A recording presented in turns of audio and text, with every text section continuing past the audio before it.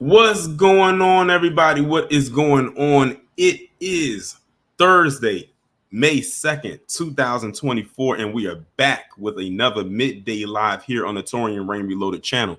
If you haven't done so already, please go ahead and hit that like button. Also, if you are new to the channel, welcome. Hit that subscribe button if you're lurking. Also hit the bell twice so you can be notified whenever I go live or upload a new video. Shout out to all of the members over here. Also shout out to my people over on Patreon, everyone on Instagram, Twitter, and the Discord, all those who send me stories. I greatly appreciate it. So y'all can see by the title, we in for a doozy today, y'all. We are in for a doozy today, but that's anytime when we have to discuss the anti-blackness coming out of Tucker Carlson or anyone over from that camp, where he went on this tirade claiming that anti-whiteness is a thing. And it's basically, now I'm going to tell you right now, the video that we're going to go over is about 23 minutes long, so we're going to be here for a little bit. This stream is probably going to go over an hour, just giving y'all a heads up. So I hope y'all have time, but if not, I'll understand, and y'all can catch the playback of whatever you missed. Or if you're not catching it now, you can always be a part, of course, the replay game. But before we go ahead and get into all of that, let me go ahead and acknowledge the people who are here. We have Neo Panther, Shinobi Jeff, Till Dog 12, Lisa Hickman, Denise Scales, Reparations Nations, Darlene Parsons, Voodoo 527, Haxon KT, and also shout out to Darlene for kicking off the super chats for the day with the 199. She says, I enjoy your content. I'm glad that you enjoyed it, and I'm glad that you are a long-standing subscriber of my channel. And shout out to all of the people who have a wrench on the channel, which means you are a mod. I appreciate you as well. We have Craig Carlson, Scoop 2003, RDRD, Lady Messenger, Zava Xavier, Pi May, Kenny T, Savion Draco 0, Xavier AB, Cynthia, Miriam R, Chris Vesey, Gemini 605, Patricia Jones, Wallow J, Bills Fan 1970, JB Easy, Kid Gravity Beyond, Low. I'm not sure how to pronounce your name, but if you see him, if you're watching this, shout out to you. Anti-Hero, Mariposa Marshall, Derek Parker. Shout out to Savion for the 5. They said, if anti-whiteness is a thing, can't say they didn't bring it on themselves. And we're going to get into that one because it's funny you say that because it actually relates to what you're going to hear and what I have to say. Emma Crawford, Iron Will, Squeaky 267, Down B, and Larrabee Boulevard. Shout out to everybody who is here so far and anybody else that's going to come in. We have 82 people here so far. Make sure if you haven't done so already to please go ahead and hit the like button. But before we go ahead and get into it, put a 1 in the chat if you have seen or are aware at least of the video in which I'm about to play. Put a 2 if you have no idea what's about to be said. I'm going to say this right now. If y'all are subscribed to Kid Gravity and y'all watch him like y'all watch me, then y'all probably have seen this video because he went over it on his channel, I think the week before last. It had to be the week before last because I wasn't here last week. All right, so we got some 1s. We have some 2s. We have a mixture of 1s and 2s in here. So we have some people who have seen it or at least are aware of it. And then we have people in here who have never seen it. So we're going to go over this. I told you the video was 23 minutes and we're going to go through all of it. Of course, you know, I'm going to have to stop and say what I have to say. And something just tells me I'm going to be stopping quite often because I already know it's about to be some bullshit. Oh, you said it was last week. Maybe, you know what? Maybe I caught it when I had some downtime. All right, y'all. So I'm going to go ahead and put this screen and we're going to go ahead and get this thing started. And already he looks like a deer caught in the headlights. So let's go ahead and get started. Oh, but before we go ahead and do it, even though I did download the video from X, I'm going to go ahead and give the disclaimer just in case.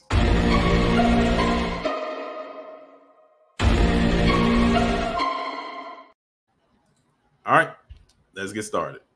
If somehow you were able to be airlifted directly or teleported directly from 1994 to 2024, you'd notice an awful lot of changes. Primary among them would be the internet.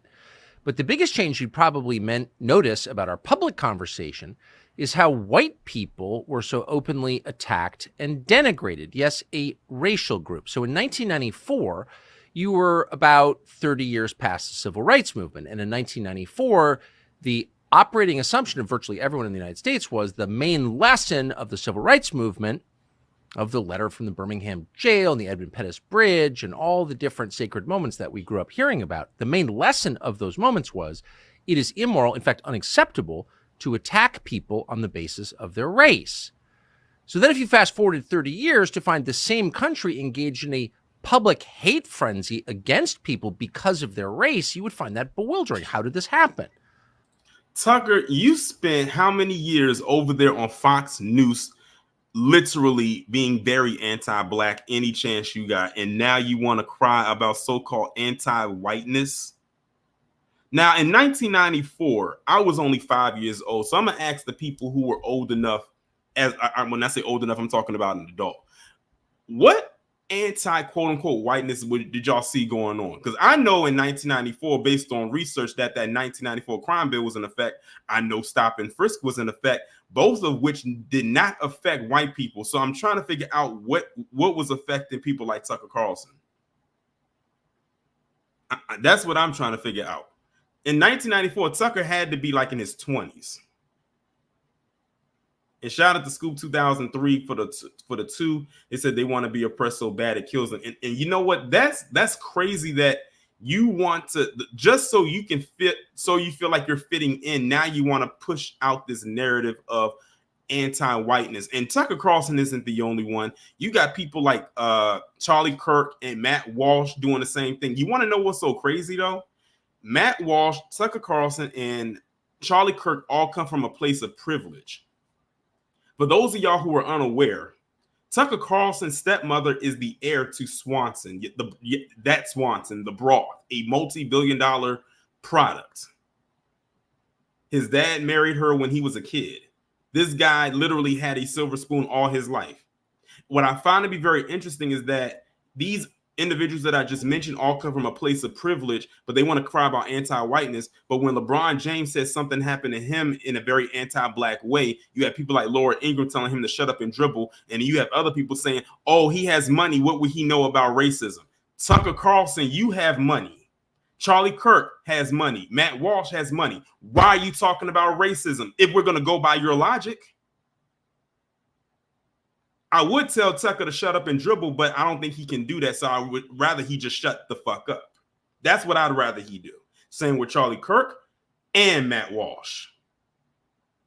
Shout out to Iron Will for the 10. He says the only time they believe racism exists is when they perceive it is against them.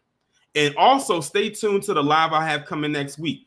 For those of y'all who are unaware about what just happened in Baton Rouge. I'll leave it right there. Let me continue. Of course, there would be the discrimination, the institutional racism of hurting people on the basis of their race in hiring, in admissions to schools, in federal contracting, in promotions. There would be all of that. But there would also be the public manifestation of it, of saying out loud, we just don't like you. You're not as good. You are morally defective because of your skin color. You say this about white people, people who founded the United States. You'd be shocked by that. And then to turn on the TV and see the president of the United States do the very same thing, you'd think maybe you'd been drinking ayahuasca. You'd see Joe Biden say things like this. History has thrust one more urgent task on us. Will we be the generation that finally wipes out the stain of racism from our national character? We've all seen the knee of injustice on the neck of Black Americans. Racism, nativism, fear, demonization have long torn us apart. But a Black parent, no matter how wealthy or how poor they are, has to teach their child when you're walking down the street, don't have a hoodie on when you go across the street. Domestic terrorism from white supremacists is the most lethal terrorist threat in the homeland. If I were your daughter, what advice would you give me the next time I am stopped by the police? If you were my daughter, you'd be a Caucasian girl and you wouldn't be pulled over. What? What I found to be interesting is he played all these clips from Joe Biden, who we know has an anti-Black history himself. And it's not like Tucker Carlson doesn't know this, because I'm sure he's mentioned it in passing over time, or even on his show when he had a show over on Fox News. Tucker Carlson is no different than the person he played here, in which he's trying to project this whole anti-whiteness thing. You're no different. It's just the way that y'all say it, the way you convey it, but it's no different. And that's the trick bag right there. But again, these are the same people that try to tell us, stop being a victim, pull yourself up by your bootstraps. Well, Tucker, I'm gonna tell you this. I don't know how many boots you own, but or how many straps you own, but you better start pulling them and lacing them up. Put your big boy pants on and keep it moving. And let me just say this right here. Tucker Carlson does not believe a word that's coming out of his mouth. He knows he has a base to cater to. He's just like all the other grifters. So in order to keep them that money rolling in, he has to say what they want to hear. And this is what they like to hear. Shout out to Scoop 2003 for the 5. He says, did this fool just say PC founded the United States? Yes, he did. Like I said, all he knows how to do is just get up there and lie. That's what he's known to do. That's what he's always done. White supremacy is the most... Oh, MP7 said, I thought they didn't see color. Now they do. Listen, when they decided to do this whole, oh, there's this anti-white thing. Well, actually, this goes back further than this. Remember when they was peddling that replacement theory thing a couple years ago? And that didn't go far. So now they have to find a new thing. That's why they keep talking about DEIs attacking people. Wait till y'all see the premiere video I have coming up on Saturday. That has got to be one of the most interesting, non-talked about DEI stories I have ever heard about since they've been talking about DEI. Wait till y'all, I can't wait for y'all to hear that one. I went in on that one because it's funny and foolish at the same time. It's a lethal threat to the United States. White people are the threat. They are evil and they are dangerous. That's not just a senile president making that one statement. That is the people in charge of the country reinforcing that statement and that theme every single day of the year, not just by their words, but with their deeds. What is this? Why does no one mention it's happening? Why does anyone who does mention it's happening get attacked as a white supremacist for... The reason why they're not mentioning it, Tucker, is because, like I said in the thumbnail, anti-white is not a thing. You know it too. But like I said, he has to have another grift.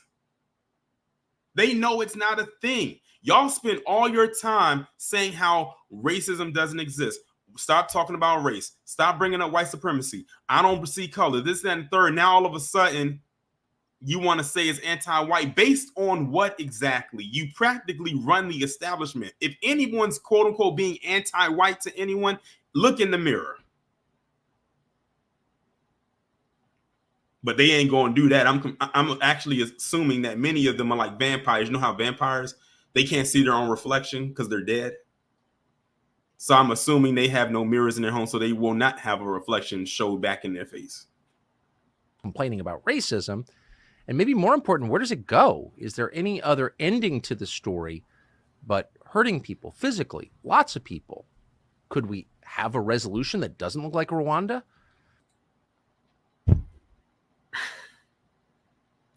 What? And why did you bring up Rwanda? There's no comparison. None. Now, again, that's Tucker doing the Tucker thing of defaulting to something that happened with black people and trying to equate the two. There is no equation, not even an ounce. Jeremy Carl is an author who's thought a lot about this. He's got a brand new book called The Unprotected Class, How Anti-White Racism is Tearing America Apart. They got somebody who wrote a whole book about it. I wonder if he has a section in there about quote unquote woke, just like Bethany did. And someone needs to ask him, what does that mean? Pull his whole card. Joins us now. Jeremy, thanks so much for coming on.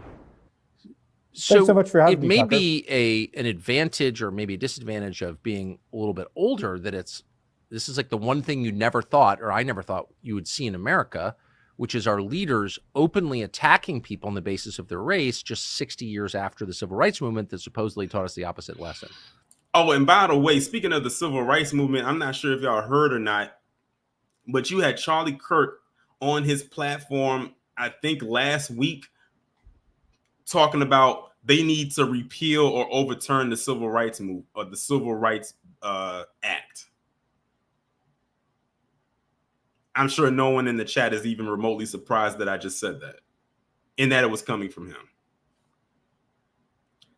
In the Civil Rights Act. So how did this happen, do you think? Well, it's an interesting question, right? And I think you just hit on a key point, which is 60 years. We are as far now from the Civil Rights Act as they were basically from the Wright brothers. So there's been a lot of time that's kind of got a lot of water under the bridge since that time. And a lot of things have happened. And I think it was begun with very sincere intentions. But I think rather quickly, certainly 10, 20, 30 years down the line, it got really hijacked to the point that we went from trying to treat people equally to what has eventually amounted to reverse racism. Reverse racism. They trying to bring the ghost of reverse racism back from the dead. Y'all remember how they kept trying to peddle that a couple years ago? They tried to literally make that a thing. It stayed around for a little bit, but now it's gone. But now you got this guy who wrote this book that's probably the equivalent of holding up a table leg that's lopsided. He think they're trying to bring that back up. Shout out to Xavier for the 5. He says they created this anti-white BS to distract from the real issue of anti-black racism. Of course, anytime something that affects us, here they come trying to throw a wrench into it and try to deflect and try to detract. Cosmo said, has he lost his mind? Well, that would imply that he had a mind to lose in the first place. So I'm assuming he probably doesn't have one, or it's not working. Right. Or just, I guess I would just call it racism, because it seems like the standard would remain the same no matter the race of the person being discriminated against. You can't attack people. You can't punish people for the color of their skin, for how they were born. And also keep this in mind too. We all know when it comes to racism as Black people, we know it's deeper than just hating someone just based on their race. It's a deeper thing. Notice that Tucker is only doing this on that surface level thing, because they can't go on a systemic level. If you go on, it's already bad enough that he's trying to peddle this on the surface level of just race alone, but he cannot go to the systemic part, which is the core of it, because then he'll get his whole car pulled even more, and he knows that. So like that seems like a pretty easy principle to uphold. It's pretty straightforward. Well, I would agree with you, Tucker, but it's, nonetheless, we're really seeing throughout, and this is what I really wrote the book about, throughout many different areas of endeavor, and whether that be when we're looking at how crime gets talked about, to what's going on in Hollywood, to the educational system and monuments coming down, and everything you could imagine. Just listen to what he just said. He said Hollywood and monuments coming down. That's where the fracture happens for them. We can go through a laundry list of things and it has nothing to do with Hollywood or a damn statue. Their talk of racism or anti-whiteness is at the glamour level, if that makes sense, or the real shiny level. That's why I said they could not do it on a systemic level, because they would look foolish. And like I said, if anyone's being quote unquote anti-white to them, look in the mirror. They look just like you. It definitely couldn't be. You better not fix your mouth to try to say it's us. Even, I'll give you another thing. Whenever they see the establishment seemingly or even doing something remotely for another group of people, specifically us, then that's when they want to scream out anti-white, because we're not supposed to have a damn thing.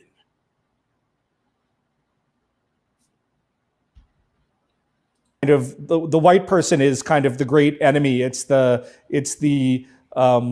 kind of the evil guy in 1984. The kind of 2 minutes of hate we have to have against him. The Emmanuel Goldstein figure kind of is the white person in particularly the Democratic Party's discourse today. What's interesting though, Two wings, same buzzard, people. Two wings, same buzzard. Oh, is it typically when you see these moments of scapegoating, which are clearly, kind of inherent to people. I mean, they pop up in every society at every time through history. Like there's something in people that wants to separate a small group and like blame all its problems on that group. But it's usually it's the minority, of course, the persecuted minority. whites are still, for at least as of today, probably change soon, of course, but they're still the majority in the country.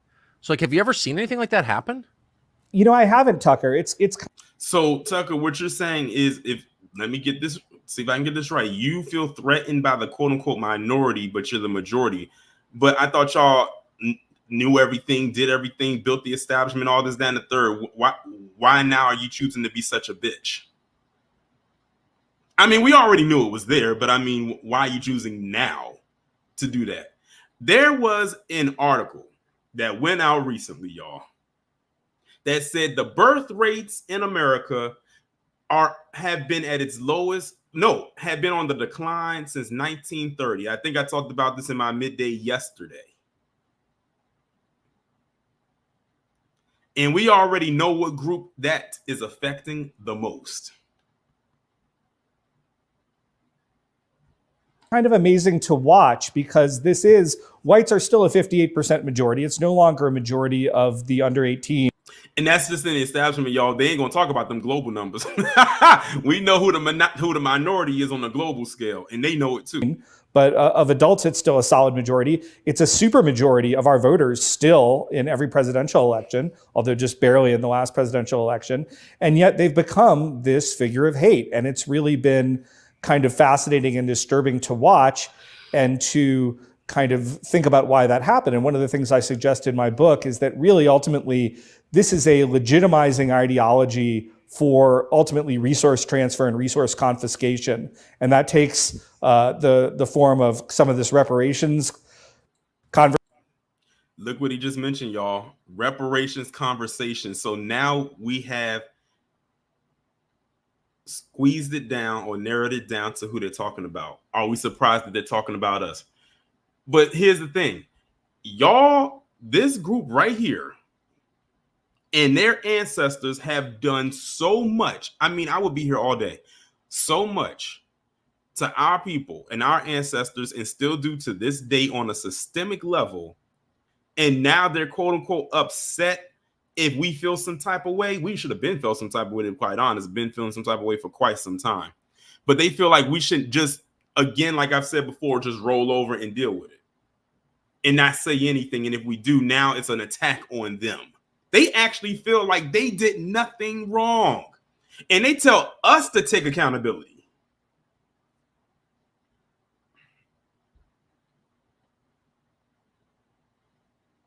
Exactly, Craig J. We are now at the root of it. It only took, now how far are we into this?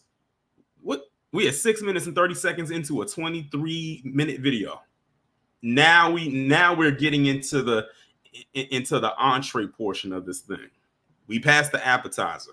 Conversation or land back or some of these other things, and they sort of start out on the extreme left, and everybody goes, "Oh, well, that's silly. That's never going to happen." And then all of a sudden, it is happening, and you're a racist if you think it's a bad idea.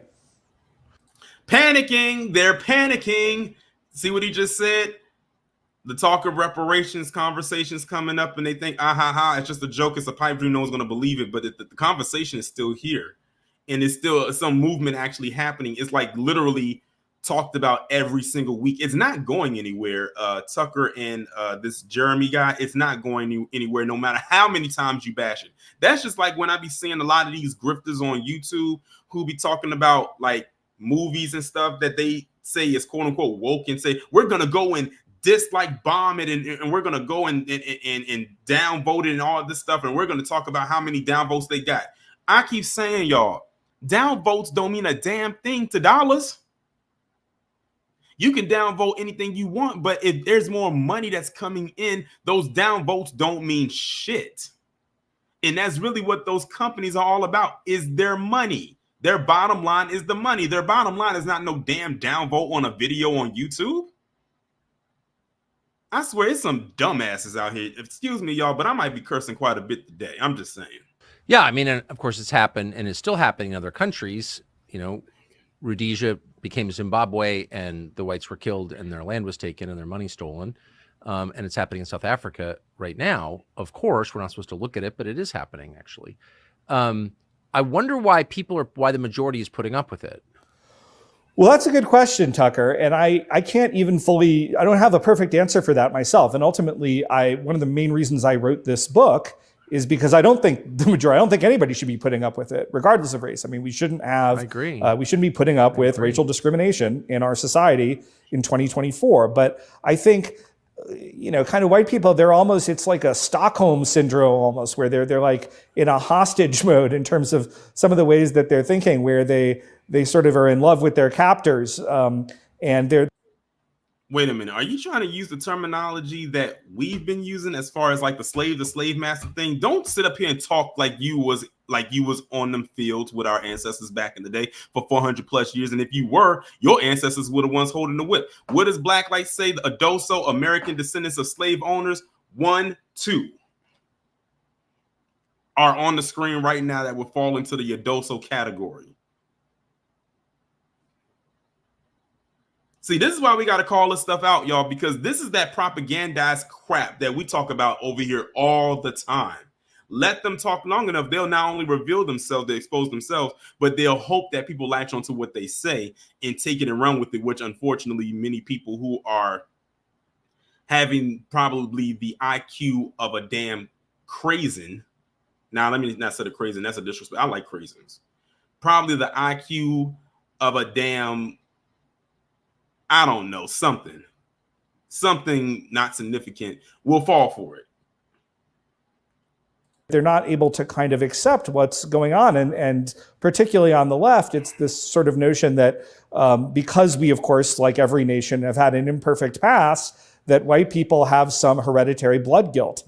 And I think the balance of American history just shows that that's a really myopic and childish way to look at our history and our country. And what they're also trying to do is they're trying to save face, because for so long they've always been propped up as the people to look up to go to, even with their women, with the standard of beauty thing, always seen as the hero and coming in to save the day. And now that people are calling them out on their bullshit for the villainous nature that they have, now it's a problem. Because remember, we were supposed to always be seen as the bad guy, no matter what we did or what we do. And they're always meant to be seen as the hero, the one coming in to save the day. Well, it's demonstrably absurd. If America is so racist, if systemic racism is such a barrier, then why are non-white people moving here by the millions? So obviously that's silly. Don't ask that dumbass question, Tucker. You know exactly why they're coming here, and you know who's letting them in. You probably enjoy the fact that they're coming here. After all, don't you need some people to come and clean your house? I wouldn't be surprised if Tucker Carlson hire some of these south of the borderians to come and clean his house and landscape his yard. And shout out to DSB for the 99-cent super sticker. I appreciate it. But it's a little weird to say that, you hate whites, but you need to live in a country founded by whites whose systems are Anglo systems. Like that. I mean, maybe I'm being too logical here, but it doesn't make any sense. You're not being logical at all, Tucker. Well, to yourself and to your co-pilot you are, but not to everybody else. No, it doesn't. I mean, it points to some of the absurdity here. And you also touched that, of course, people from all sorts of different backgrounds are clamoring at the door. We're right now dealing with this, of course, with illegal immigration. And even if you look at some of these groups, and again, something I discuss in the book, there are all sorts of non-white ethnicities in this country among immigrants and among citizens, in which, particularly among Asian American groups, but not exclusively. I mean, if you were to even look at Nigerian Americans, or particularly Igbo Americans, for example, they would have an average higher income than the average white American. And so this kind of notion that whites are sort of on the top is really a selective editing of any story, no matter how true, that belies that, or any statistics that belie that. It's one of the reasons you actually see Asian Americans frequently eliminated from these comparison sets when they're talked about, because it doesn't tell the story that the left wants to tell. Well, y'all created the system in place for that to happen. So if you're going to blame anybody, blame yourselves. But see, like I said a few minutes ago, they're not going to take accountability for that. They just want to create something, and then if it fails, they want to just put it on the people that it failed on, not the people that created it, which was them. Again, they try to make it seem like we don't take accountability, but we are now holding their feet to the fire. and they don't like it. Well, it's just a lie. I mean, the Labor Department collects these stats, and you could say, well, maybe they're fake stats. Tell me how they're fake. But they've been this trend has been going on a long time. I don't know if native-born whites are in the top 10 for income actually groups, but they're not near the top of the top 10. That's for sure. Excuse me? Did y'all just hear what he said? He said, I don't know if white Americans are even in the top 10 for the highest income earners in this establishment. Tucker, hold on. I was going to save this drop. Let me play this right. Damn. It's a bunch of bull. R.I.P. to Eric Mays. Tucker, I know you fucking lying. Let me play that again. They're fake stats. Tell me how they're fake. But they've been this trend has been going on a long time. I don't know if native-born whites are in the top 10 for income actually groups, but they're not near the top of the top 10. That's for sure. I've seen the. Oh my God, y'all, we ain't even 10 minutes in. We are not even 10 minutes in. This dude literally just sat up here and said, I don't even believe native whites that were born in this country are even in the top 10 highest income earners. Are you serious? Y'all are probably most likely definitely in the top 5.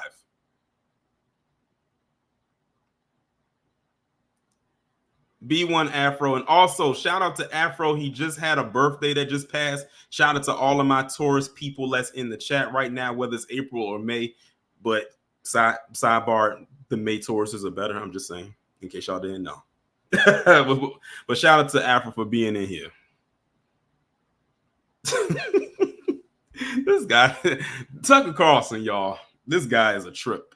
Numbers, I just saw them. So that's your. Wait, hold up. He said he just saw the numbers. Well, Tucker, if you just saw the numbers, you like to pull up all kinds of stuff. You pull up what Joe Biden said and put up like 5 clips of Joe Biden. Why didn't you pull up the screenshots of these numbers to back up what you just said? Oh, that's right, because those numbers probably are doctored and put on probably with Photoshop, just like them fake ass stats that they put up about black people all the damn time when they're losing an argument, and then they want to bring up so-called black on black crime. Lying if you say that. Well, you are lying, Tucker. You are lying. You've known to lie. We know that. There's that. But again, I want to get back to the core question, which is why would anybody put up with this? If this were happening to people from Madagascar, I would be as against it as I am now. But it's particularly weird that the people whose ancestors founded the country are putting up with it. I hear all the time young people say, well, I can't really get a job. I have no expectation working in a big company because I'm a white male. It's like, why would you accept that? Like, if you're 22, what did you do to deserve that? And what is, this goes right into the video I'm gonna premiere on Saturday. When y'all see the video that I do on Saturday and look back to what Tucker just said, then it's going to make sense why that white person most likely didn't get that job. See, Tucker's not going to tell the whole story, but I'm telling y'all, when y'all see the video that I put up on Saturday about this white guy that tried to apply for a job working with the Chicago Bears, and he got rejected, and he tried to blame it on DEI and say he got rejected because he's a white male. When the details lay themselves out, go listen. Just remember what Tucker just said right here and realize he didn't tell the whole story. what does it say about your country that it's doing it to you? Like, why do people put up with that for a second? I agree, Tucker. I mean, and I wrote this book because I didn't understand that either. And the only thing I can come up with, or not the only thing, but the leading kind of hypothesis I can have is that a lot of people have kind of been so brainwashed by a lot of the propaganda from the left that they're just. And notice they keep bringing up left. What do I keep telling y'all? 2 wings, same buzzard theory. Either side has these same notions, but they keep saying the left. But I'm sure there's people on the right that says the same exact thing. Simply not aware of some of the realities here. And so what I've tried to do in the book is just to detail the enormous number of ways throughout many, many different areas of endeavor right now where whites are being discriminated against. And where? They keep saying it, but they don't say where it's happening. They don't say who it's happening to. They don't say in what industry. They're not saying it. They're just saying whites are being discriminated against. And they don't lay out any details. When black people say that we are being discriminated against, we can give stats, we can give history, we can give examples that date back years, decades, centuries. But with them, they just say, oh, white people have been discriminated against, and we're just supposed to just believe it. They don't even say who's doing it to them. To say, hey, guys, we shouldn't be putting up with this. Why are we putting up with this? We certainly wouldn't put up with it if any other group were being discriminated against in this way. So why do we not have the self-respect to kind of stand up for ourselves? Well, I couldn't. That's because y'all don't go outside. Like Kid Gravity always says, y'all don't go outside. Y'all stay online and just talk a bunch of shit all day that nobody cares about except your damn echo chamber. That's all you do. Y'all don't make moves. Y'all don't. I take that back. Y'all did make a move on January 6th, and even that was an illegal act. Y'all still out here claiming that Ashley Babbitt is a hero. Agree more. And it's not that we wouldn't be putting up with it if any other group was being discriminated against. It's that other group would not be putting up with it. Well, what does that say about you then, Tucker? You said no other group will put up with this, but it seems to me if you are dealing with this anti-whiteness as you claim, it seems like you are just dealing with it. No, what it is they're waiting for those other groups to make the move for them. They are shiftless, lazy. They're like a car stuck in neutral. They're waiting for other groups to make the move for them because they don't know what the hell to do. They don't have the blueprint. Every move they have made, however, was against other people, especially us.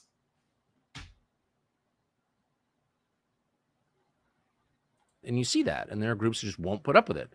And I say that with admiration, because why would anyone put up with racism, especially since anti-racism, being against racism, is our state religion? So, I mean, how paradoxical that in a country... Spell it, Tucker.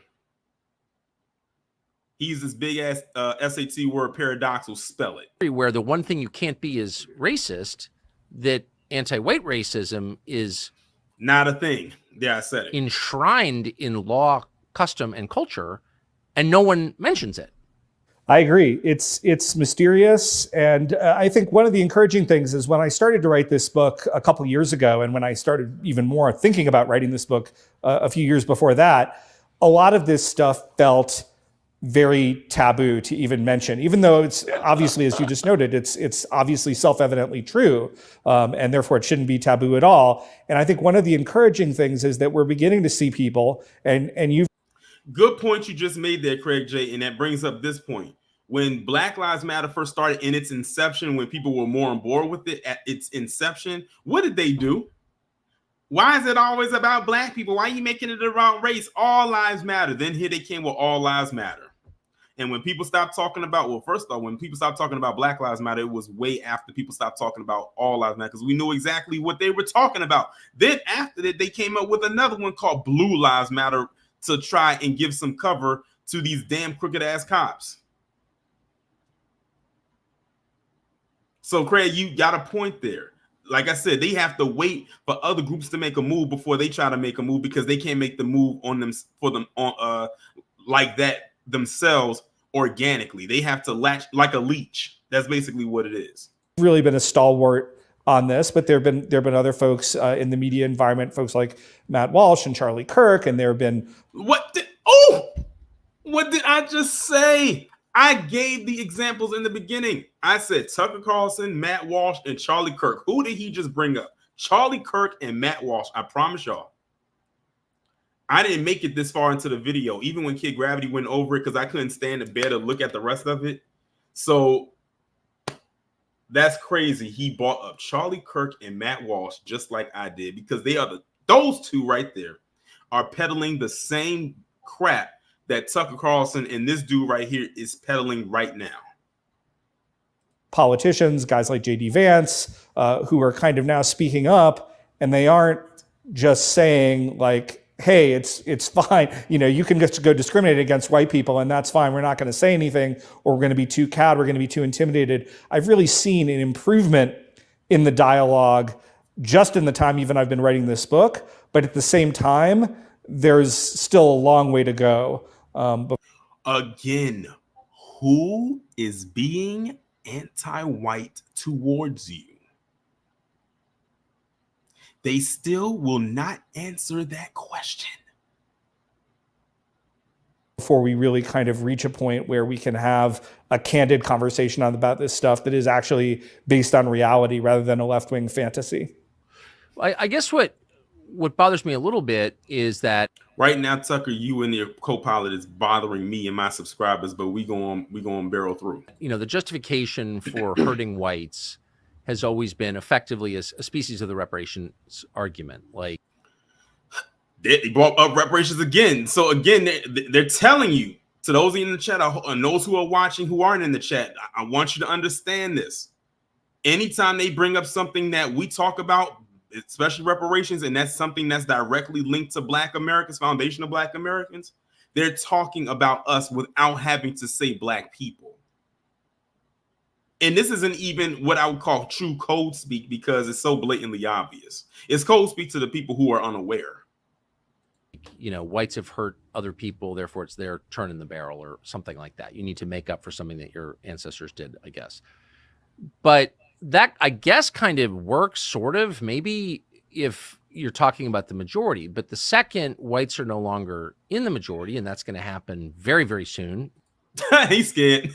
Y'all heard that? Tucker Carlson said, and whites are no longer in the majority, which is going to happen very, very soon. That sent a chill down Tucker's body, and not a good one.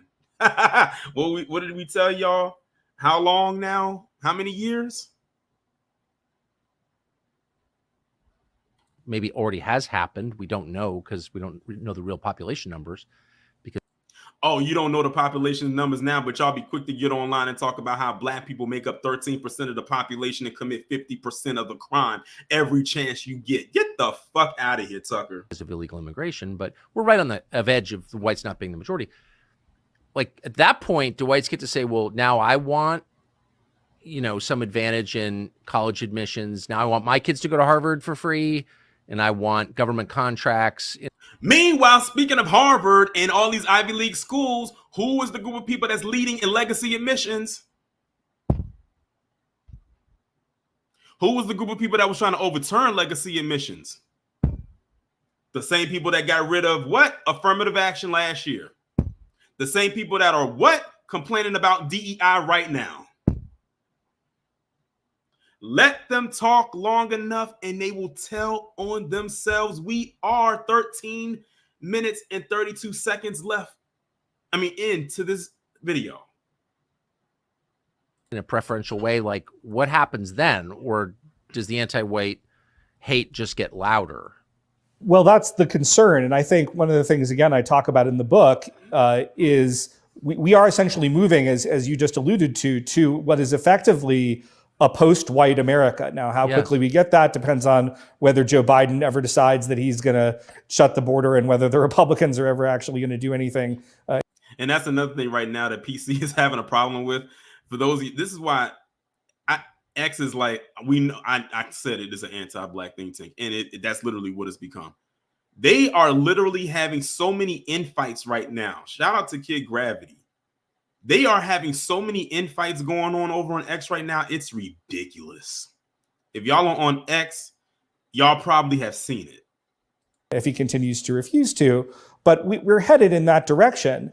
And so then the question becomes, when you look at the history of multi-ethnic countries where you have unequal resource distribution and whatever else, that is a recipe historically, not in every case, but in many, many cases, for violence. And so that should be of great concern to us. Yeah, and again, I didn't write this book with the notion that, hey, we just are writing this for white people and white people should be the only one caring about it. Every American who is interested in living in what is going to be a multi-ethnic country that... There it is. There it is. He just said it. Did y'all catch that?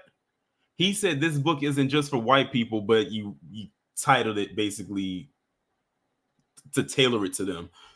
But then he said, if anyone's interested in knowing what this establishment is going to look like in a few years, and I'm just paraphrasing, in a multi-ethnic society, they are scared to goddamn death of not being the majority. Them being in the minority in this establishment has them scared to death.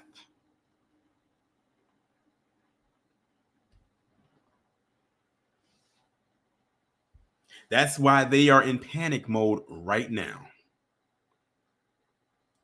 Gives hopefully equal rights to everybody, should be concerned about this issue, because if we Why do we got to be concerned? Sort of like how this remind me of when they got mad at us because we didn't care about what's going on overseas right now with that war, and they got mad at us because we was like, hey, that's not our fight. Well, Jeremy, I'm gonna tell you right now, you may or may not hit us, but who cares? We don't give a damn. If you're dealing with this anti-whiteness as you claim, that's your fight, and you will be fighting it alone. You have the resources to fight it. Why are you trying to lead this book, or how he's framing it is speaking almost like a call, like a cry for help, a plea for help. Well, I don't know who they're crying out to or who they're pleading to, but they're not talking to me. To the people in the chat, put a no in the chat if they're not pleading to you. don't treat a very large group fairly, then there are going to be some people who just say, I'm not going to put up with that. And who knows where that leads, but not. Okay, who gives a damn? Now you sound like a spoiled brat. Oh, because I'm not getting the whole pie and I'm only getting a piece. Now I'm going to go out here and throw a temper tantrum because no one's thinking about me. Again, they tell themselves every time, all because they feel like they're not being the center of attention.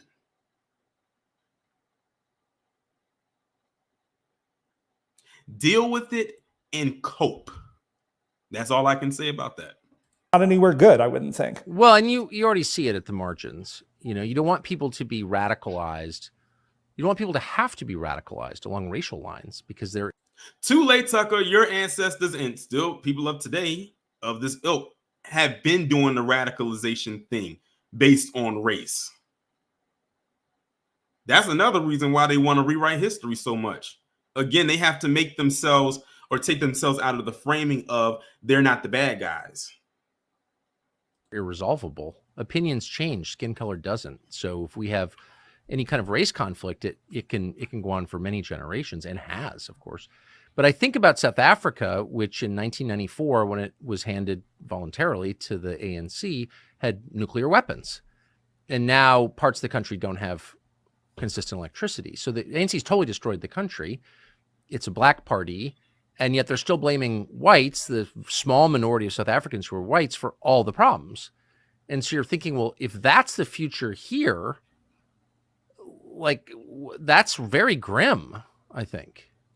Oh, absolutely. And I'm not so dire. I don't think, fortunately, things are so dire here that we're likely to wind up in a South African situation I hope not. where they can't even keep the power on. But I do worry that we may be Brazilianizing our society, where you essentially have a few people kind of at the very top living with guards, kind of under a lot of security, and things are maybe kind of good for them. And everybody else is sort of, in a much worse sort of situation. And you kind of have certain types of very polarizing racial politics beginning even to emerge in Brazil as well. So I think, I'm not worried that we're going to turn into South Africa tomorrow because of that. But given America and given our history and traditions and the great beacon of freedom and opportunity that we've been for everybody, to even take a step in that direction is just something that we should do everything that we can to hopefully avoid. And that's the thing. Like, I forgot who was just said in the chat. Hooligan says, so he's saying that black people can't run anything if we're in power. Not only are they saying that, but they're scared if we ever do get into some level of power. We wouldn't even have to have complete and total control if we just had a little bit of it. Why do you think they're pushing back so hard against reparations and tangibles? If they can't find a way to benefit from it, they are always going to shoot it down. Look at what policies and stuff gets approved, and then look who receives the bulk of it. The day they approve reparations for us foundational Black Americans, we also need to give a side eye to exactly what cut they're thinking of trying to get. Yeah, I mean, I should say about Brazil, Brazil's had a pretty pyramid-shaped economic system for a long time, and I don't think that's a good thing. You want a middle class. But Brazil is a multiracial society, like way more than the United States. A lot of people from different ethnic. And that's what they're scared of. He said it earlier, and he said it right here. He said, hope, basically in so many words, I hope we don't get into the state of Brazil. And he says Brazil is a multiracial or multi-ethnic society. That's what they're scared that the U.S. is going to turn into. That's what they're scared of the most. Groups, okay, who intermarry and always have for hundreds of years. They haven't had until pretty recently, like the last 10 years, hardcore American-style race politics. These have been economic arguments, which I think are fine to have, because your economic system can be changed with one piece of legislation. Your race can never be changed. So I don't understand the difference ideologically between, just ideologically, leaving aside resources and history and all that stuff, but like the ideas. Of course he would leave resources and history to the side. Of course he would. Of like the Barack Obama Democratic Party seem identical to the ideas.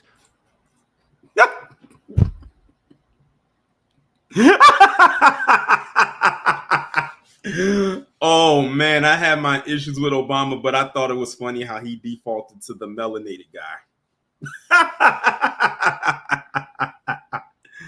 Woo, man. Of the ANC or Malema in South Africa. Like, what is there a difference that you see? Well, I don't think there is. I mean, we're not yet at the kind of kill the Boer chant level of overt racism in South Africa that they have, although we're kind of heading maybe in that direction. There was a book last year on Amazon. It was the best. Hold up, Tucker, lower your goddamn voice. Did y'all hear that?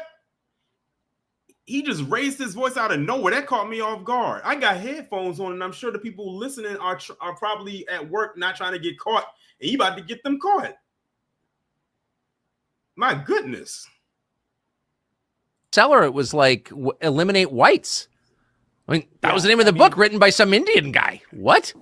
That was some book written by some Indian guy. Yet you have no problem bringing up Black people in code.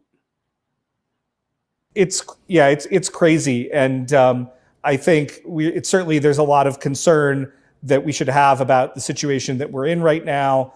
But I'm not necessarily of the view that it's going to be quite as bleak as it currently is in South Africa.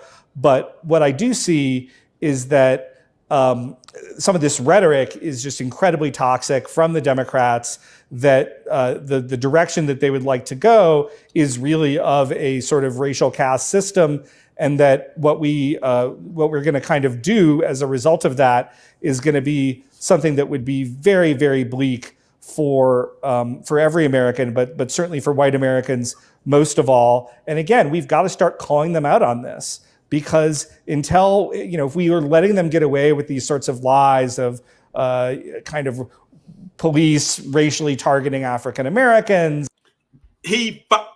Even though we don't call ourselves African Americans, but that's the first thing that they mentioned as far as a group goes, this entire string, without saying it in code.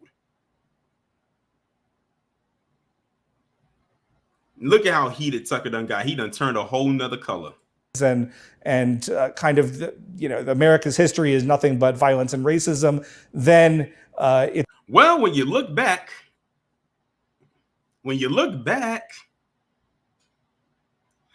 that's a huge part of it. Now they have gotten, we are 19 minutes and 6 seconds in. Now they're really telling them on themselves.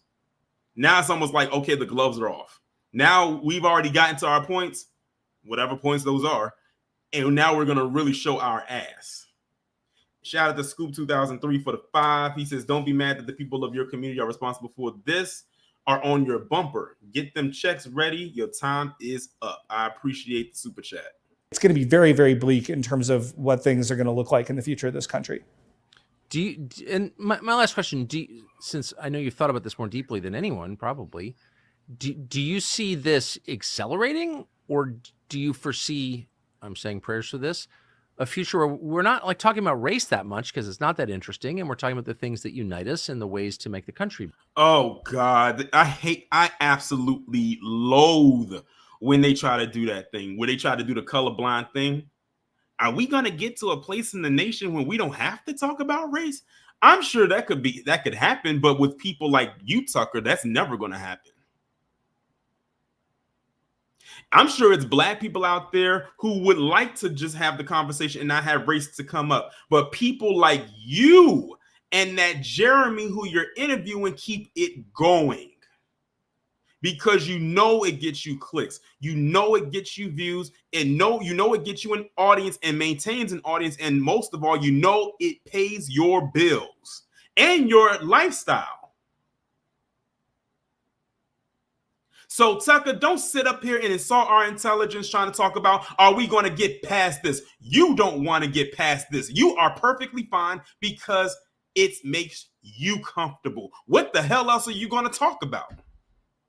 And that doesn't just go for Tucker Carlson. That goes for all these damn anti-black grifters. The black ones too. Y'all don't want this shit to go away. So stop trying to sit up here and pretend like you do. Better. Like what it does seem like this election year may be a potentially a turning point or an acceleration. Which do you think? Well, I think that the left is definitely accelerating. I mean, as it becomes less. This is what's killing me. This guy keeps saying the left all the time. Not one time did he criticize the right, the quote unquote, the right, as if they're not doing the same exact thing. And y'all wonder why I am now a registered independent. And less true to speak of any sort of white systemic racism. The left is just amping up their conversation about that, their rhetoric around that. At the same time, I think there is more resistance that I just touched on, and you and others have really been in some ways at the forefront of that, which I'm very thankful for. But I kind of feel like the best case that's realistic is that, to use a kind of Cold War analogy, we move to what's called a mutually assured destruction, and that keeps us safe. So what the left has to understand is, when they use this type of racial rhetoric that is scapegoating whites, that is blaming everything on whites, that is saying white people are kind of the cause of all problems or that are going on in this country, that they need to understand that there's going to be a very painful and... Well, how the fuck do you think we feel when y'all sit up there and say that black people are 13% of the population and commit 50% of the goddamn crimes, and you know that shit ain't even true? How do you think we feel when y'all like to bring up Chicago, Baltimore, and all these other places and all these stereotypes and labels and propaganda when it's about us? That's right, you don't give a damn. Just like we don't give a damn what's going on with you right now, or what's allegedly going on with you right now, because like I told you, this is the anti-white thing that they're pushing out there. It's not a thing except to them in their own mind. They can't even properly define it. Just like when they bastardize woke, they can't properly define it. Look who runs this establishment. Again, if you look in the mirror, assuming you own one, you will see where the problems stem from. Because it's not black people that's causing your problems.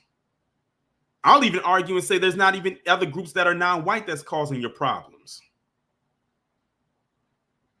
Direct political blowback to them for doing that.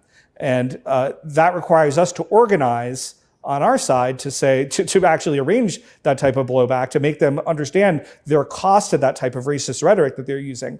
And then if that happens, they may say, whoa, okay, you know what? Maybe it's best that we kind of cool this off, that we don't use this type of rhetoric, that really what we want to do is sort of take race out of the public dialogue in this way. We're not going to scapegoat whites anymore because we understand that creates a politically painful scenario for us as well. But to create that sort of thing, which I think would ultimately lead to racial peace and would allow us to talk about these things that, as you note, would be much more important and things that we should all be caring about far beyond race, we need to be a credible deterrent to them. We need to show that we're not going to put up with the sort of behavior that they've been engaging in. That's why I wrote my book, The Unprotected Class, and I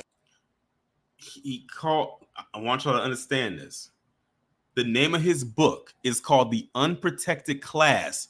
Since when in the hell, in the inception of this establishment, has white people ever been unprotected? That goes for the men, the women, and the children. When has that ever happened on a collective scale? Somebody please let me know. Apparently, I must have skipped class that day.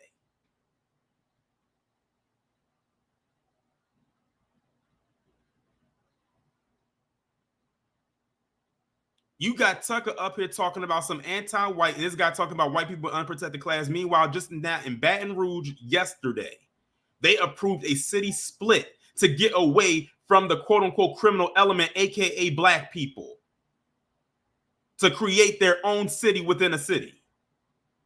Let's talk about some unprotected now. Let's talk about some anti-white now. And yes, I will be doing a more in-depth stream about that on Monday. So I highly suggest, if you didn't hear about that, you heard me say it right now, go and do some research on about that, because we're going to go in on that too. Sort of suggest in the book that, ways that we can go to get there. Man, I couldn't agree more. I remember watching the Republican governor of New Hampshire, Chris Sununu, really kind of an awful person, but say that the problem with New Hampshire was there were too many whites in it. I remember thinking, is anyone else hearing this? You're attacking people who live there, whose ancestors have been there for 300 years. You're attacking them because of their skin color? Really? He gets reelected by Republicans. And so I hope your book increases. Now, look at that. That's the only time they bring up Republicans the entire time. What did I just tell you? The people that they are mad at are the ones who are like them or are them. So, Tucker, you just told it took you 22 minutes and 12 seconds to actually finally admit where this so-called anti-white animus is truly coming from. A person who is a Republican in New Hampshire who got reelected after they said what they said. Apparently, they love him a lot, because even with him saying so-called anti-white stuff, apparently his policies must be on point, that they were able to look past that.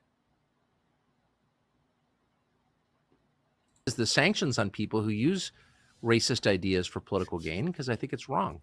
Well, I agree. And I appreciate having the opportunity to go on and talk about it with you, and appreciate all the work that you've done to really highlight this issue over the years.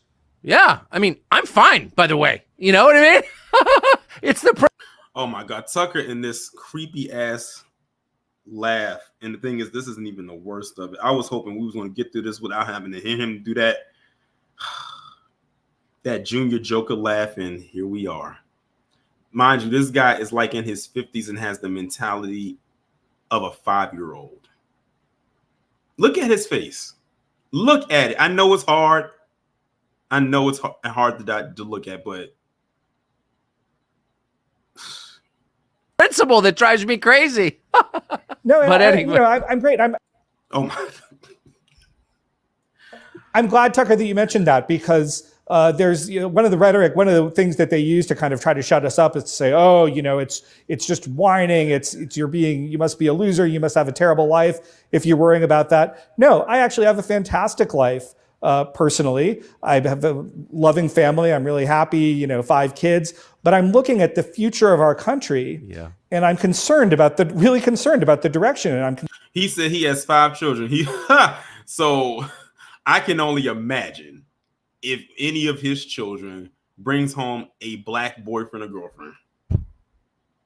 Just based on his book and what he's talked about with Tucker in the last 20 some odd minutes. If any of his kids bring home a black boyfriend or girlfriend, that man is probably going to turn as red as a beet. concerned about my future for my kids, and not just for my kids, but for other kids of all different races in the U.S. I want them to grow up in a country of opportunity and a land of opportunity for everybody. Well, here's the thing. It should be a land of opportunity for everybody, but we know the real deal. We know, and I can only imagine, on top of him having 5 kids, I can only imagine what kind of shit he's indoctrinating into them right now, especially since he did write that book. Which was the country that I really grew up in, but I think in many ways is becoming less true for everybody now if you don't kind of check the right demographic boxes. And so that's why I wrote the book, and that's why I'm speaking out. Amen. Yeah, you have your own water fountains. You got the balcony seats in the movie theater. Shut up and stop complaining, you whiner. What? Huh? Well, Tucker wanted to wait into the last few minutes to really show his ass. You got the balcony seats in the movie theater. Shut up and stop complaining, you whiner. It's like, what? It offends me as a Christian, I'll say that. Anyway, thank you so much, Jeremy.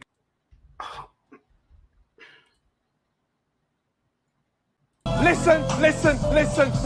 Fuck up. Get out. All right. Take care now. Bye-bye then. Loser. What did you say, nigga?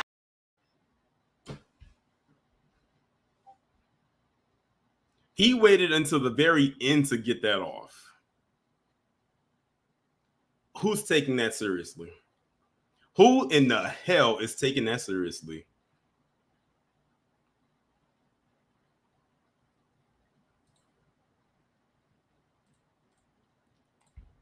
All right, y'all. We made it to the end of the video. I'm dropping the link. I know y'all got something to say about this.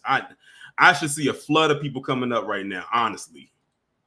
And shout out to the fundraiser for the 5. They said war on white people started by white people. Exactly. That's why I said they don't want to talk about who's so-called being anti-white towards them, but they want to throw out subliminals like it's black people doing it. No. It's your own. You even alluded to that at the very damn end of the stream. All right, first up, we got Jonathan. What's going on? What's up, Torian? What's going on? First time I ever been first. But I remember last time when I went on live in South here, I took a long time by the Ken Carlson situation, so I'm gonna try to break it short and sweet. First off, Tucker Carlson, he's been a joke since he was on CNN or Fox News or whatever he was. And all he did was Fox News. Okay. Yeah, he would. Yeah, I mean, he's been talking a bunch of bullshit, since I even knew who he was. His cockroach face ass is what caused all these little white mass shootings, not this anti-white and propaganda to go down.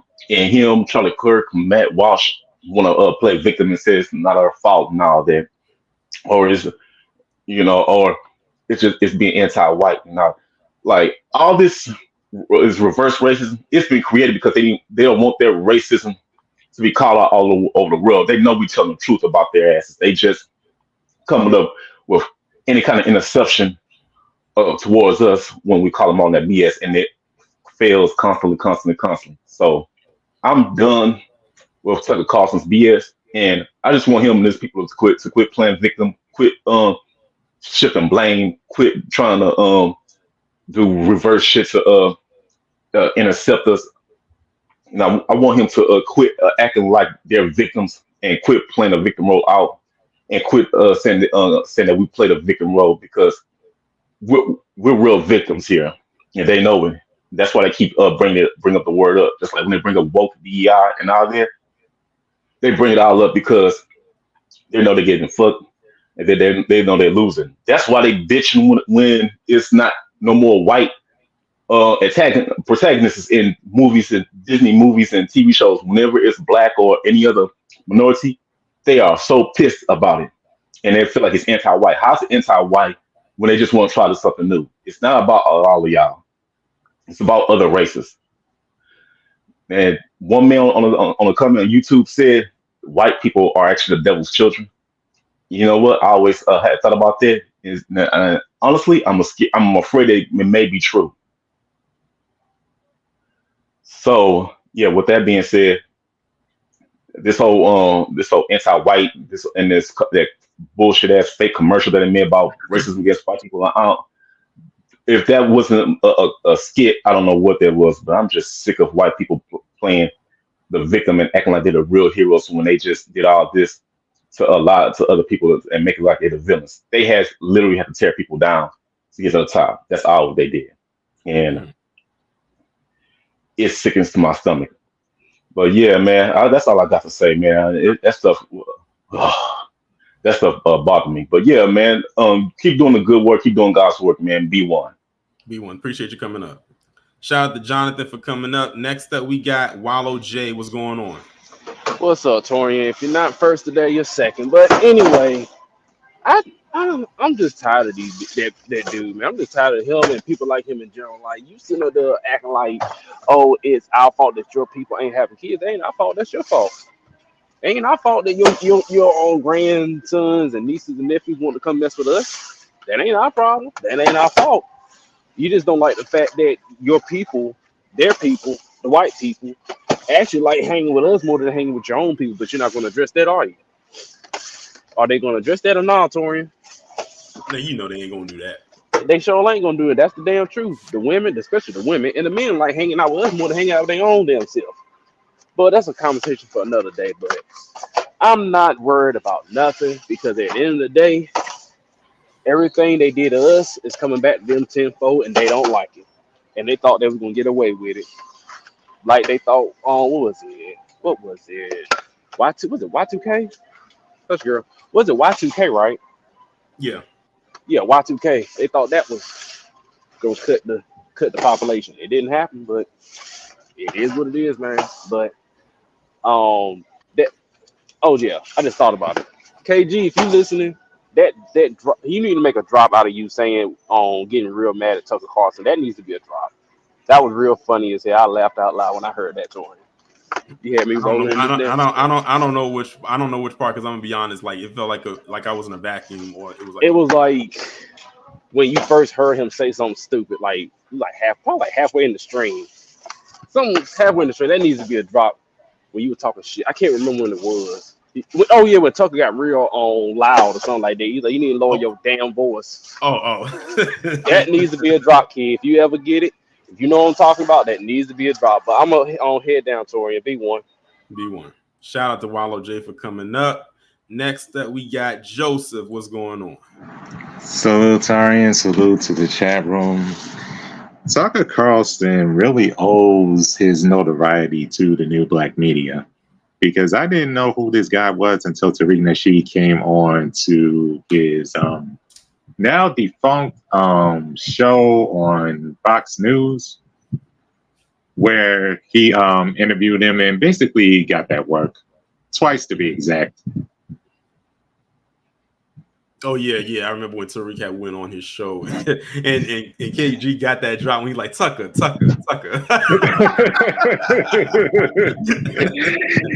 Yes, I remember that like it's yesterday. But yeah, right now, this is the equivalent of powerful men begging.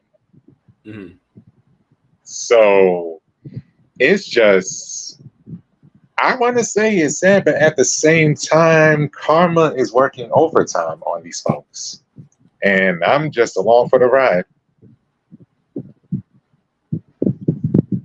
Hey, that's all I can say. That's all we can say is we're gonna see what's gonna happen. And like KG always says, November the 5th. November the 5th is going to hit hard for a lot of people. And I don't know if I don't know if they're ready for it, because many of them ain't paying attention. Right. Thank goodness we are, though. Right. Anyway, thanks for having me up. No problem. Shout out to Joseph coming up. Next up, we got Xavier. What's going on? Hey, brother. B1. I ain't gonna lie. I got so much to say about this guy. Tucker Carlson. Every time I see that dude's face, it pisses me off. I don't know. He has the most slappable, punchable face probably in the universe. The dude is a psychopath. that Joker laugh you pointed out, Mm-hmm. he is just crazy. There's a Yeah. couple of things actually that really stood out to me on this trash show of his. First is this dude is talking about anti-white racism like it's a thing. It's not a thing because we are not blind. We've seen you for years talking about how racism doesn't exist and how the whole white replacement theory and all that other bullshit just to try and you know distract from what the actual anti-black racism that's going on. And you were spot on when you mentioned the whole. They always try to avoid the systemic part of racism, where Yeah, exactly. the They can't. Yeah, they can't mention it, and it's crazy because I don't know if y'all saw it in the thumbnail. I posted up his tweet where this video came from, and right there on the second line, you could probably see it on your screen. I don't know if you're on a phone or the yeah, I'm on my phone. Okay, so you might not be able to see, but if y'all are on a computer, y'all can see it in the background. It says there is systemic racism in the United States against whites. No one knows, Exactly. or and he said everyone knows it, but nobody says it. How come?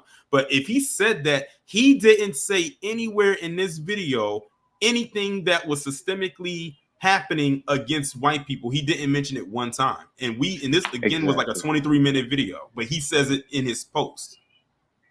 Yeah, and it's crazy because again, he more or less talks out both sides of his mouth, which is what most of these WS clowns usually do. They like to be the victim and the hero all in the same sentence, and you're wondering, so where's the whole pull yourself up by your bootstraps? Is that only reserved for black people, or you Of guys course, are going to of, of, pull your of own? course, of It course. That's makes no sense. of course, that's why I said when they say that, that's code speak. We know what that is. They said it so long, and the thing is, they can't that code speak isn't even as strong like it used to be because we have social media now, Hmm. so we can literally see everything. Now, back in the day before social media was a thing, it was a little bit slow on the uptake because it took us longer to receive information. Now it's literally Exactly. at our fingertips, so we can see and hear everything. And that's another thing they're pissed Exactly. off about because now we have the ability to call them out on it. At one point we On their couldn't bullshit. because Yeah. at one point we couldn't call them out on because if we did, they'll say, "Where's your proof that it happened?" And then we may not have it. But now that Hmm. we're in the digital age, everything, the information age, everything is out there. Like you put it out there on the internet, it's out there for the world to see. And with how the algorithm works, it moves very fast. Yeah, exactly. And yeah, not to stretch my stay too long. There's just two more points. The Mhm. first is this anti-white thing. It didn't come. It wasn't created in a vacuum. This came from years ago when I was new to the internet. I stumbled on some of the more uh, openly racist sites, and you see the gradual shift from oh these black people need to disappear, or go back to Africa or whatever, to oh there's an anti-white thing going on in America now.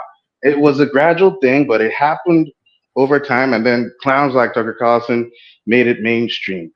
Mhm. And then another thing I peeped what they were doing with the whole they called out the other guy, what's his face? The other uh clown on Charlie the Kirk. show. Charlie Kirk. He's no, the one on the Tucker show. The is he His Jeremy? name. Yeah, his name Jeremy. Yeah. Yeah, that idiot wants to come out and bring black people into his BS by calling out the Igbo people. I'm a I'm an Igbo person, and I'm like, fuck you. Why do you, they like to do this thing where they make it seem like they want us to focus on they want us to they want to turn uh, people against each other, so that we tend not to see what they're doing, and then he says this thing about the people being the biggest villains, and yeah, newsflash, idiot, you are the biggest villains because your ancestors invented the entire system of racism, and You are still helping with your bullshit book. You're helping to push that narrative to this fucking day. So I mean, man, the nerve of these fucking guys. I was so pissed, honestly. But sorry for all the cursing. I just want to say a big fuck you to these two guys from the bottom of my heart because they are just low life. And the fact that Tucker Carlson is still going to go on his show tomorrow and still say some more anti-black bullshit and try to pretend like racism doesn't exist. Nah, fuck him twice. That's all I got. Thanks a lot for bringing me on. Appreciate you coming up. That was Xavier. That was Xavier. Next up, we got Weldon. What's going on? Hey, bro. This is Heck. Can you hear me? I can hear you. Oh, cool. Dude. What is... Okay, all right. Shout out to everybody in the chat and the family. Come on, man. This is just ridiculous. I mean, how... We're the ones that are systematically pathologized about everything. We can't get a business loan. We can't get a job. We can't get anything without that type of scrutiny. And then you can tell these guys are scared because we need yes, reparations. Cut the MF and check, bro. Cut the check because they are running scared, and this is good. This is good. Definitely. And shout out to you being a springtime baby. I'm a springtime baby too. Right. Yeah, bro. I'm so glad you had a great time on your vacation, man. That was dope. Appreciate it. I needed it, and I needed that refresher because who would have thought I would have came back to this? So I needed the energy. That's why I really brought a lot of energy with this today. Yeah. Oh, bro. This was. I was like, dude, systemic. Are you serious? Systemic racism? You benefit from white supremacy racism and this whole thing. We're not even protected under the law. We don't have no protection under the law, none. And everybody's got a hate crime bill. Where's our freaking hate crime bill? Just as Lisa was saying this morning. It's like, what? Nah, They need to cut the check. Cut the check. I'll land my superstar destroyer here, brother. Black first. B1, appreciate you coming up. Shout out to Weldon for coming up. Next up, we got Mansa Musa. What's going on? Hey, what's going on? Can you hear me? I can hear you. All right. Yes. I thought it was just strange just to watch that. I came in like 16 minutes late to the live. First of all, shout out to everybody in the chat. Everybody in the chat, what's going on? Torian, what's going on? About the DMV. You ever seen a movie where you just seen the two guys just look uncomfortable to talk about a subject? Yeah. Like you can. It's almost like they tried to force themselves to find an issue, which they did try to do, and then that's what they came up with. But notice in the end, like in the last 10 minutes of it, that's when I guess they found their groove, so to speak, and they got comfortable. Like just listen to how Tucker ended it off. Here's the thing I wanted to point out. It was the guy to the right that looked the most suspicious to me. Yeah, the one that wrote the book. He the one that wrote the book. That's the crazy thing. Here's the thing. He looked the most frightened. If not frightened, he looked the most alerted. He was just sitting there talking. You see how the way he was standing, just looking at the camera? Yeah, because anti-white it's just Tucker just sitting there listening to him. So yeah, Tucker always has that. Tucker always has that deer in the headlights face. That's why when he started to yell, that's why I had to pause it and said lower your voice, because it's like because I'm not used to. Well, first of all, I don't like listening to Tucker Carlson anyway, but I had to talk about this. But he always talks in this very quirky tone. So when he did that kind of caught me off guard. But he was still too damn loud. He started feeling himself, like you said at the end. Hey, you got the balcony seats. What are you complaining about? Yep. Sir, you okay? You need some water? That's why I said this man is like, I think Tucker is like, if not his early 50s, maybe late 40s at best. And he acts like a damn immature a child that has not finished maturing. This is the same guy that sat down with Vladimir Putin, by the way. 2.5. Oh yeah, I saw that, and he had him shook. He had him shook. What? That and here's another thing. Let's go back to the guy who wrote the book. I don't care what his name is. Just look at him. Just look at him for a second. Yeah, well, of course, most of us got like I got a fulfilling life. I got 5 kids, and you're writing a book. You think that book gonna sell? Nigga, that book ain't selling. That book ain't selling, sir. Yeah, Sir. I'm curious. Sir. I'm curious though. I might actually go and see where that book is at and see if it's like on Amazon or something like that. Because it's probably where it It is is to at the see what the local ratings. library, hidden somewhere behind a couple other books. There ain't nobody gonna check out. What the fuck is this? I ain't never seen this before. Right. Oh, he got 5 kids. Nigga, you don't love them kids. No, you're not. Sir, you too scared to talk on the podcast. Sir. You probably don't even have the bottom pants on. You got the top suit on and sweatpants. Sir. Just go ahead, go to bed. Put the kids to bed. Yeah, I know it's like 2 p.m. Just go ahead, go to bed. Get up. Start fixing that book. Start doing something else because it ain't working for you. I ain't gonna hold you. Listen, he don't look like he ready.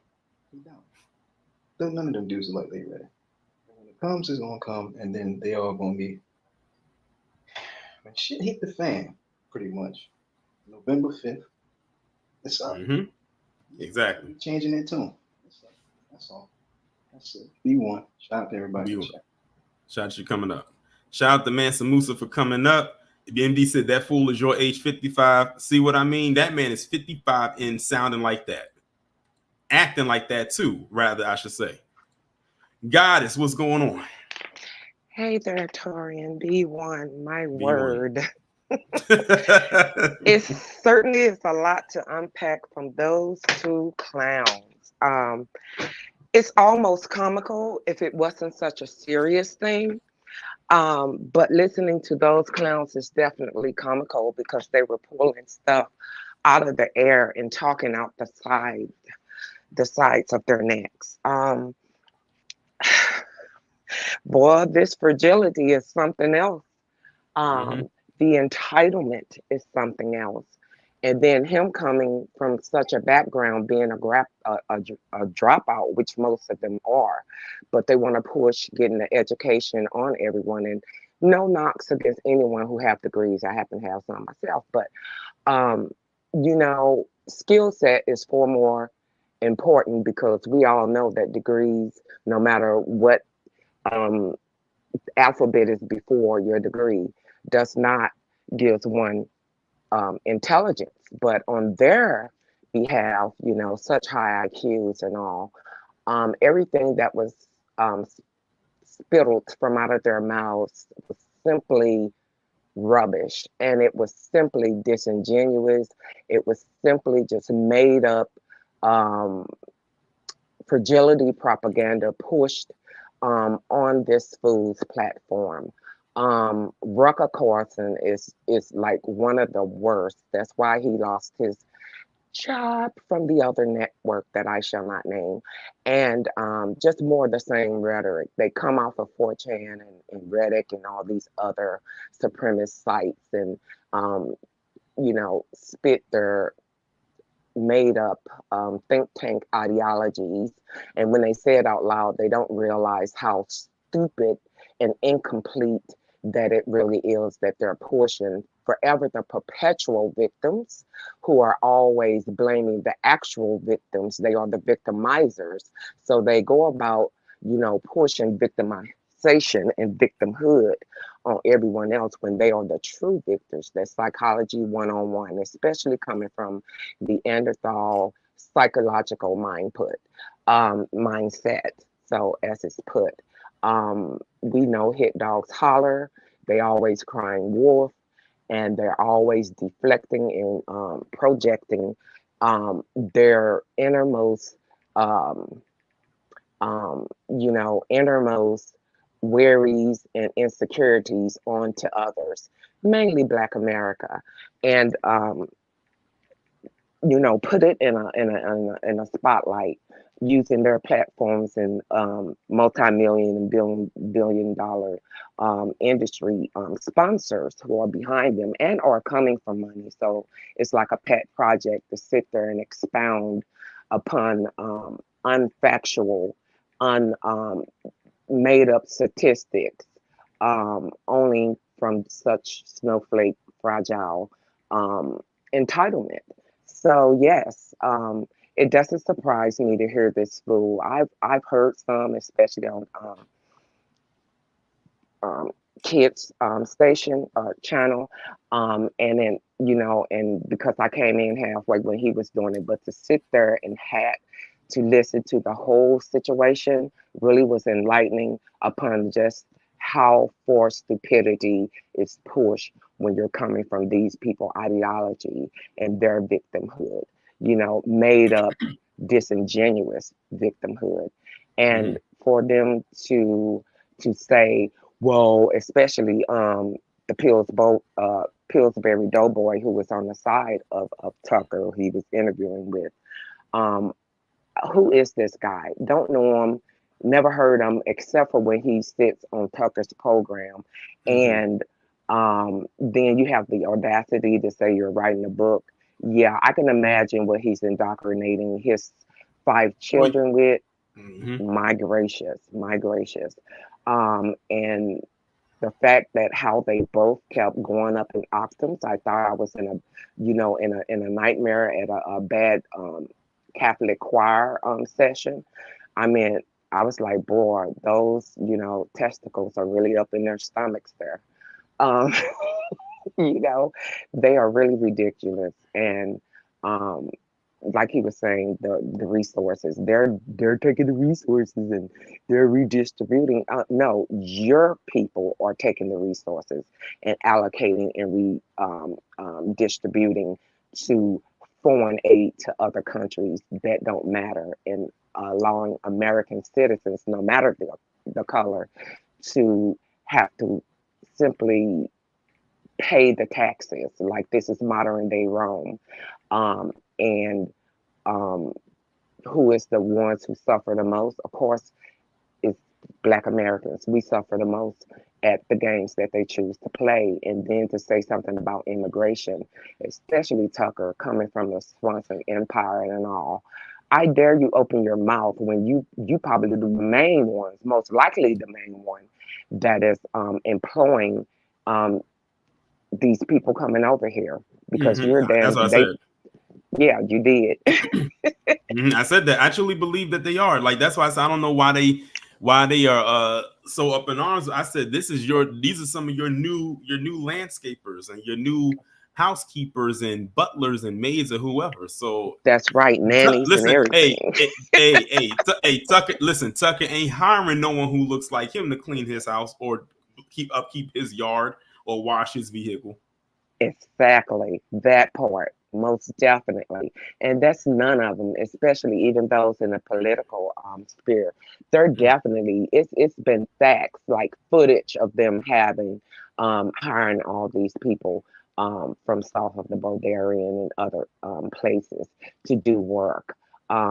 Just like, adopt someone from the diaspora to do, you know, all their houseworks and other things, and they don't even realize what it is that they are indentured servants. Like, it's insane to me. But yeah, we call them out, we hold up a mirror and force them to look into it. And when they're called on their bull crap, oh, I'm a victim. Oh, it's systemic racism practiced against white America. No such thing is an oxymoron. It doesn't even exist. Only in the further regions of Neanderthal minds or psychological mindset. And these people tend to be pathological liars, vehement liars, and they love making up statistics which have no integrity. Anyone with any sense of knowing how to do charting and graphing on a computer can, and this is what they do, make up all these statistics. This is what PC is famous for. But no, go to the actual organizations and get the real statistics. And every time it shows that they are the biggest criminality in America and abroad, globally, as well as the ones with most other resources and things of that nature. So we know how their psychological existence work. So yeah, thank you, brother. Keep doing what you do. This was straight fire. We went in the chat, and brother, you went in on all of all of the commentary, and just do what you do. I love you, Brother Torian, and I'm glad you had a chance to get a breather on your vacation. You look so well, so rested. And like you said, you had to rest up to come and face this bull. So yeah, we're gonna keep doing what it do. Happy belated, happy belated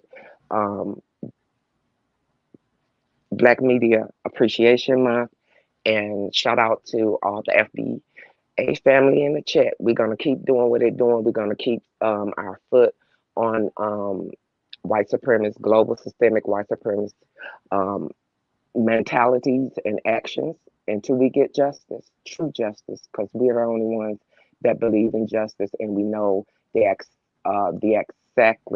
exact terminology of what justice is, because we are the one who push justice. They do not. Thank you, brother. B1. Appreciate it. B1. Shout out to Goddess M for coming up. Next up, we got AW1. What's going on? Oh man, they want to be victims so bad. It looks like.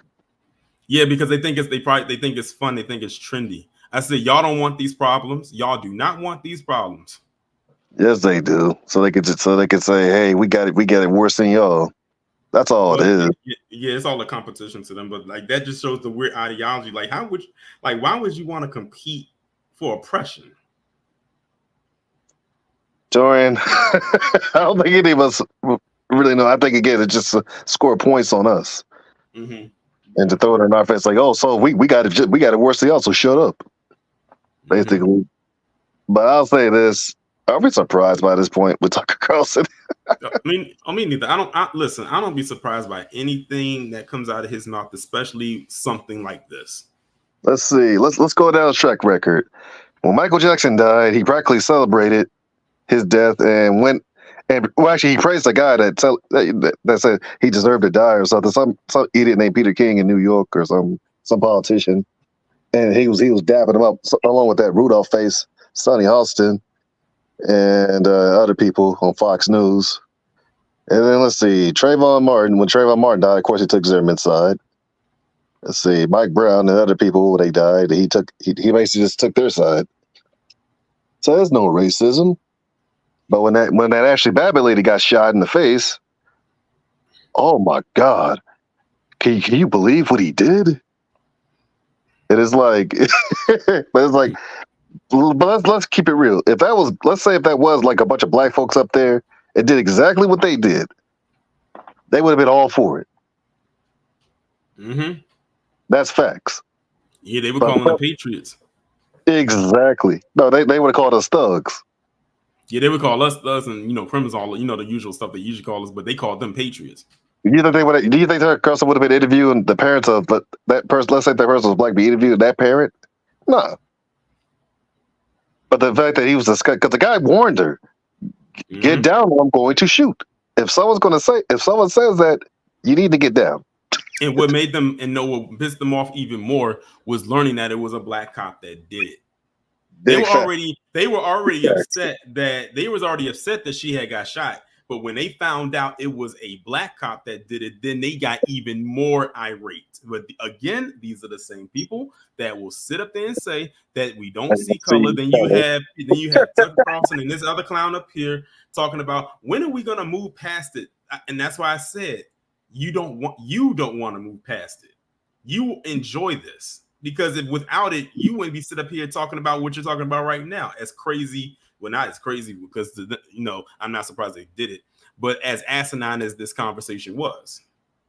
No, they're just trying to part of it is a hustle, and they're just trying to greenlight their white subscribers and other people in the fan bowls and sand beds, as you say.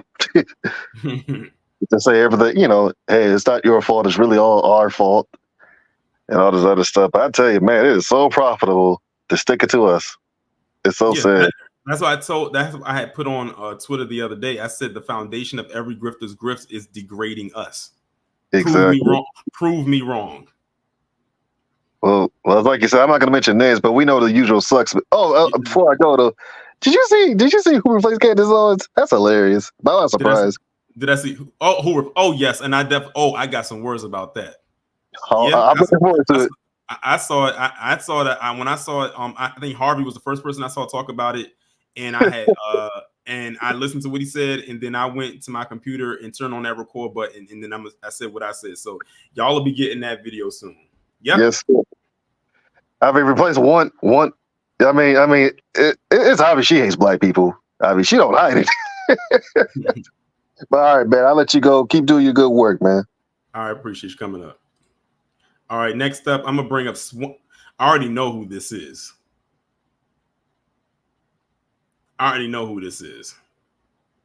Swanson's DEI manager.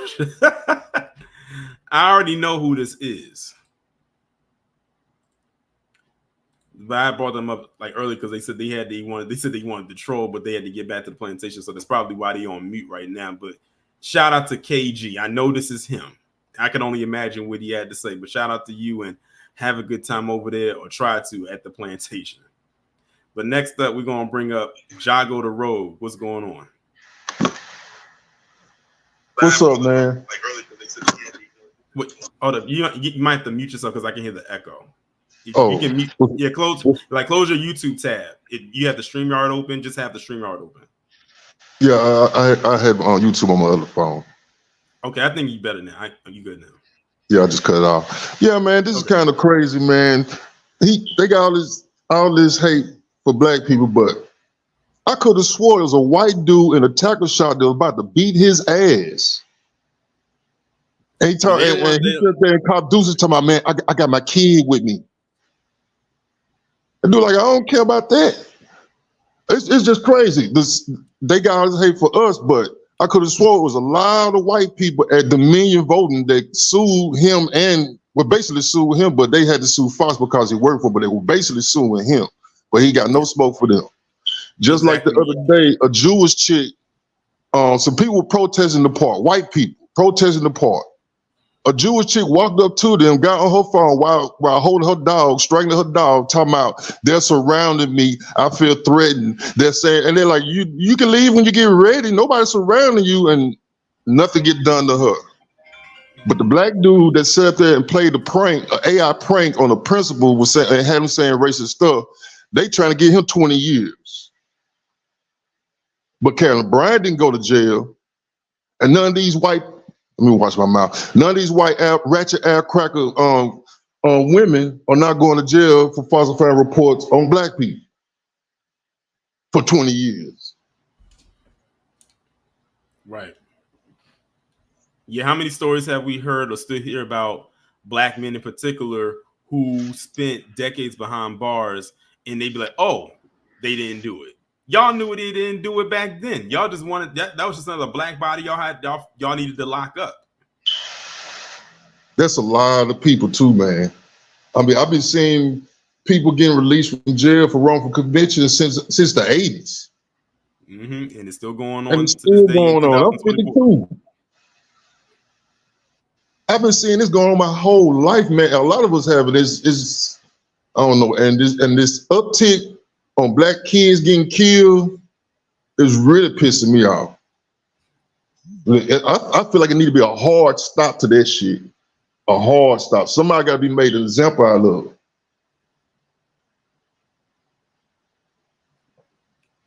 But that's all I had to say, man. I'm gonna cut out so somebody else can get on.